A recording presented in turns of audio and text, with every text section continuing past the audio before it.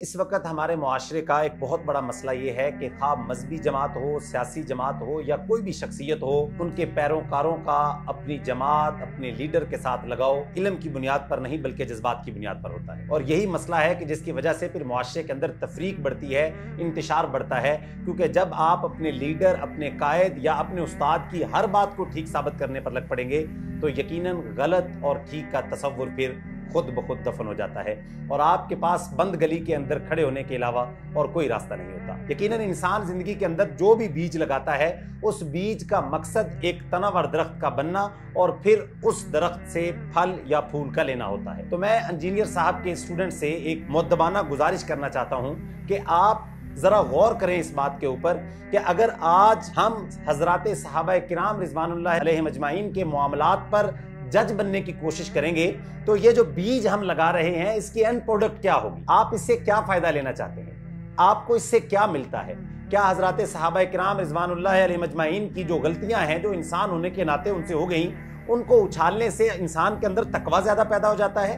کیا ان کو اچھالنے سے انسان تہجد گزار بن جاتا ہے؟ کیا ان کو اچھالنے سے انسان کے اندر اللہ کا خوف اور حقوق العباد ادا کرنے کا احساس زیادہ پیدا ہو جاتا ہے؟ یا اس کے بجائے انسان کے اندر صحابہ کرام رضوان اللہ علیہم اجمعین جو کہ یقیناً اسلام کی اساس ہیں ان کے بارے میں دل کے اندر اچھے خیالات پیدا نہیں ہوتے اور پھر آہستہ آہستہ انسان کا اعتماد اسلام سے ہی اٹھ جاتا ہے؟ تو میرے بھائیوں، اپنا لگاؤ جس کے ساتھ بھی رکھیں، اپنے مذہبی لیڈر کے ساتھ رکھیں، اپنے استاد کے ساتھ رکھیں، لیکن سوالات تو کریں۔ حضرت ابراہیم علیہ السلام کی جو صفت اللہ نے قرآن میں بیان کی ہے وہ پہلی یہ تھی کہ انہوں نے اپنے باپ سے سوال کیا تھا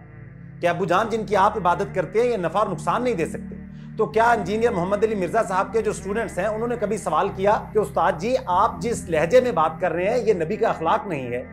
آپ جس طرح علماء کرام کی تضحیق کرتے ہیں یہ نبی کا رویہ نہیں ہے، یہ صحابہ کرام محدثین کا طریقہ نہیں ہے اور یہ وہ اخلاق نہیں ہے جو قرآن میں بیان ہوئے ہیں؟ کسی کے بارے میں غلط الفاظ اور چھوٹے معیار کے الفاظ استعمال کر کے آپ اس پر اصلاح کے لیے کوشش نہیں کر رہے ہوتے، آپ اس کو چھوٹا دکھانے کی کوشش کر رہے ہوتے ہیں۔ یقیناً علم کے میدان میں جذبات کی قدر نہیں ہوتی، لیکن ہمارے معاشرے میں بدقسمتی کے ساتھ جذبات ایک بہت بڑا ہتھیار بن چکے ہیں۔ آپ تنقید نہیں برداشت کر سکتے، آپ ان باتوں کا جواب نہیں دے سکتے، تو پھر آپ کو کسی بھی ایسی ویڈیو کے نیچے سوائے گالیوں کے اور شدت پسندی کے کچھ بھی نہیں ملتا۔ اور یہ اس امت کی مجموعی موت ہے کہ آج امت علم کی بنیاد پر نہیں کھڑی بلکہ جذبات کی بنیاد پر کھڑی ہے اور ہر کسی نے اپنے اپنے لیڈر کے ساتھ، اپنے اپنے امام کے ساتھ، اپنے اپنے استاد کے ساتھ ایک جذباتی لگاؤ رکھا ہوا ہے۔ یقیناً وہ کسی حد تک ہونا چاہیے لیکن اس کی بنیاد مضبوط علم پر کھڑی ہونی چاہیے۔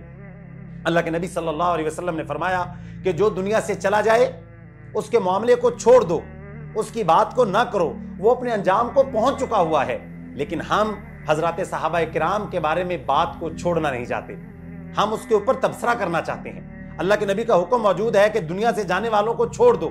اور آپ علیہ الصلوۃ والسلام نے فرمایا کہ جو آدمی آخری سانس تک، آخری ہچکی تک اللہ سے توبہ کر لے اللہ اس کے گناہوں کو معاف کرتا ہے۔ جب یہ بشارت عام امتی کے لیے ہے تو آپ حسن ظن حضرات صحابہ کرام کے بارے میں کیوں نہیں رکھتے؟ اگر آپ کے موقف کو صحیح مان لیا جائے کہ ان سے بعد میں بھی غلطیاں ہوئی ہیں تو پھر کیا آپ اس معافی کی بشارت حضرات صحابہ کرام کو نہیں دینا چاہتے؟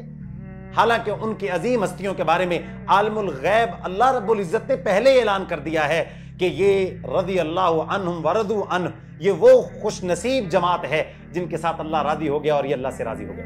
اللہ کے نبی علیہ السلام نے حضرت عثمان کے بارے میں تبوک کے موقع پر فرمایا عثمان فی الجنہ، عثمان فی الجنہ لا ضرر بعد اليوم، عثمان جنتی ہے، اے عثمان تو آج کے بعد کچھ بھی عمل نہ کرے تو آج کا تیرا یہ صدقہ کرنا تیری جنت کے لیے کافی ہے۔ لیکن ہمیں اللہ کے نبی کی اس بشارت پر بھی یقین نہیں ہے، ہم حضرت عثمان کی غلطیوں کو بیان کرنا چاہتے ہیں اور پھر اس کا اینڈ رزلٹ نکالنا چاہتے ہیں اور پھر اس کے ذریعے ہم بتانا چاہتے ہیں کہ جیسے حضرات صحابہ کرام نے کوئی قربانی دین کے لیے نہیں دی۔ آپ ذرا غور تو کریں حضرات صحابہ کرام نے زندگی میں بنایا کیا ہے، دنیا کا کتنا سامان، کتنے محل تیار کیے ہیں، انہوں نے تو اپنے بچے لٹا دیے، حضرت ابوبکر نے سارے گھر کا سامان دے دیا، حضرت عمر آدھے گھر کا سامان لے کر آتے ہیں، لیکن ہمیں یہ قربانیاں نظر نہیں آتی۔ کیوں؟ ہم تنگ گلی کے اندر کھڑے ہیں، کمرے کے بند دروازے کے باہر کھڑے ہیں اور ایک چھوٹے سے سوراخ کے ذریعے اسلام کی ساری تاریخ کا معائنہ کرنا چاہتے ہیں۔ تو میرے بھائیو، اس دروازے میں سے آپ کو اتنا ہی نظر آئے گا سوراخ میں سے جتنا آپ کو دکھایا جائے گا۔ دروازہ کھولیے، دین اسلام صحابہ کرام کی قربانیوں سے بھرا پڑا ہے، اور یہی گزارش میں اپنے تمام ان مذہبی شدت پسند پیروکاروں سے بھی کرتا ہوں